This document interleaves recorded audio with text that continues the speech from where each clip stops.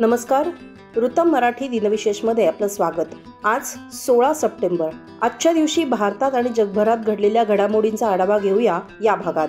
16 September 1965 हा lieutenant colonel AB. Tarapore यांचा बलिदान दिवस. ते भारतीय लष्करातील प्रमुख अधिकारी होते. 1965च्या भारत-पाकिस्तान युद्धात त्यांनी अतुलनीय शौर्य दाखवत देशासाठी सर्वोच्च बलिदान दिलं. त्यानंतर त्यांना मरणोत्तर परमवीर चक्र प्रदान करण्यात आलं होतं. त्यावेळी 1965 मध्ये लेफ्टनंट कर्नल ए.बी. तारापोर हे सियालकोट सेक्टरमध्ये पूना हॉर्स रेजिमेंटचे कमांडिंग अधिकारी होते. 11 सप्टेंबर 1965 रोजी पहिल्याच दिवशी फिलोरा इथे पाकिस्तानी पॅटर्न रणगाडे भारतीय लष्करासमोर उभे राहिले. मात्र तारापोर यांच्या नेतृत्वाखाली भारतीय लष्करानं पाकिस्तानचे 60 रणगाडे उडवले. एवढी भीषण लढाई होऊनही केवळ 9 भारतीय रणगाड्यांचं नुकसान झालं. मात्र कर्नल तारापोर या युद्धात जखमी झाले तरीही सैनिकांसोबत पुढे जात राहिले.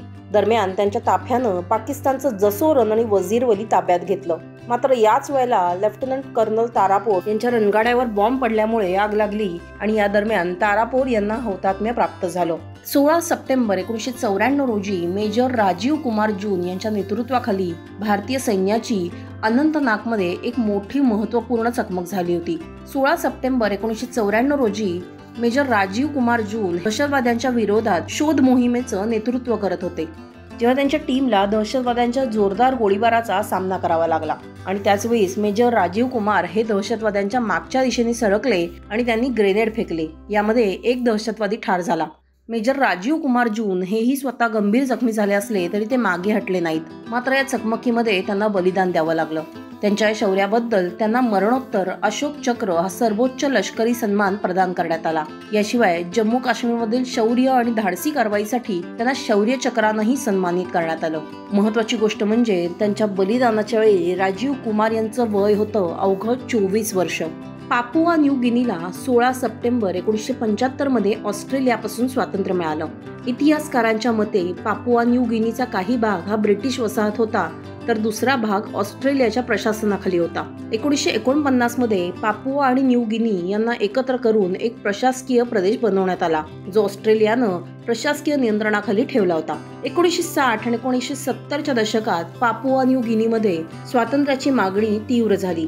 त्यानंतर स्थानिक नेते आणि राजकीय हालचालींनी स्वातंत्र्याच्या मागणीला आणखी बळ दिलं. 16 सप्टेंबर 1975 रोजी पापुआ न्यू गिनीनं अधिकृतपणे स्वातंत्र्य मिळवलं आणि ऑस्ट्रेलियापासून पूर्णपणे स्वतंत्र असं ते सार्वभौम राष्ट्र बनलं. स्वातंत्र्यानंतर पापुआ न्यू गिनीनं एक घटनात्मक सरकार स्थापन केलं आणि लोकशाही प्रक्रियेनुसार निवडलेल्या प्रतिनिधींद्वारे राज्य करण्यास सुरुवात केली. 16 सप्टेंबर 1932 रोजी British doctor Sir Ronald Ross यांचं ब्रिटनमध्ये निधन झालं. त्यांनी मलेरिया हा रोग पसरवणाऱ्या एनोफिलिस या डासाची मादी ओळखली होती. 20 ऑगस्ट 1897 रोजी त्यांनी त्याची जगाला ओळख करून दिली.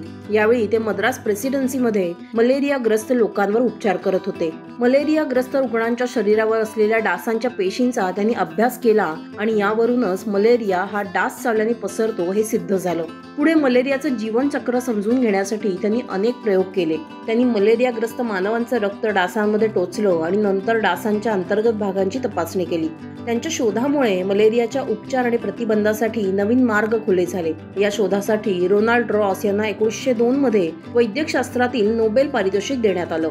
16 सप्टेंबर हा जागतिक ओझोन दिन म्हणून साजरा केला जातो. हा दिवस आंतरराष्ट्रीय ओझोन थर संरक्षण दिवस म्हणूनही ओळखला जातो. हा दिवस ओझोन थराचं महत्त्व आणि त्याच्या संवर्धनासाठी उचललेल्या पावलाबद्दल जागरूकता निर्माण करण्याच्या उद्देशाने साजरा होतो. ओझोनचा थर हा पृथ्वीच्या वातावरणाचा एक पातळ थर आहे, जो प्रामुख्याने स्ट्रॅटोस्फिअरमध्ये स्थित आहे. हा थर सूर्यापासून येणारे हानिकारक अल्ट्राव्हायोलेट किरण शोषून घेतो, ज्यामुळे पृथ्वीवरच्या जीवसृष्टीचं संरक्षण होतं. ओझोनचा थर कमी झाल्यास अतिनील किरण थेट पृथ्वीच्या पृष्ठभागावर पोहोचू शकतात आणि ज्यामुळे त्वचेचा कर्करोग, मोतीबिंदू आणि इतर आरोग्य समस्यांचा धोका वाढू शकतो. याशिवाय हे किरण वनस्पती आणि जलचरांसाठीही हानिकारक आहेत. 1994 मध्ये युनायटेड नेशन्स जनरल असेंब्लीनं 16 सप्टेंबर हा दिवस जागतिक ओझोन दिवस म्हणून पाळण्याचा निर्णय घेतला. यामुळे लोकांना हा ओझोन थर आपण जतन करायला पाहिजे ही महत्त्वाची जाणीव झाली. कर्नाटकी संगीताची पताका जगभर नेणाऱ्या गानविदुषी भारतरत्न एम.एस. सुब्बुलक्ष्मी यांची आज जयंती.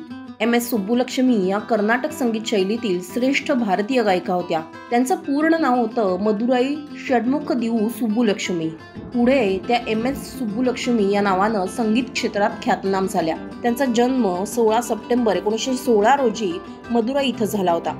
त्यांच्या आई आणि आजीकडून त्यांना उपजतच लाभलेल्या नादमधुर स्वरावर पुढे विविध प्रकारच्या गायकीचे संस्कार होत गेले. वयाच्या अवघ्या 10व्या वर्षी त्यांची पहिली ध्वनिमुद्रिका निघाली. तसेच वयाच्या 17व्या वर्षी मद्रासच्या संगीत अकादमीत गाण्याचा मान त्यांना लाभला.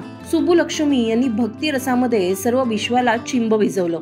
भक्तीच्या रंगाला भाषा, जातीपातीचा, देश प्रांताचा अडसर येत नाही. तसेच आत्मभान विसरून भगवंताला मारलेली आर्त हाक की जगाच्या कुठल्याही कानाकोपऱ्यात पोचते याची प्रचिती त्यांच्या गाण्यातून येत असे. त्यांच्या अनेक प्रसिद्ध भजनांमध्ये मीनाक्षी पंचरत्नम, भजा गोविंदम, विष्णू सहस्त्रनाम, मधुराष्टकम आणि व्यंकटेश्वर सुप्रभातम अशा अनेक स्तोत्रांचा समावेश आहे.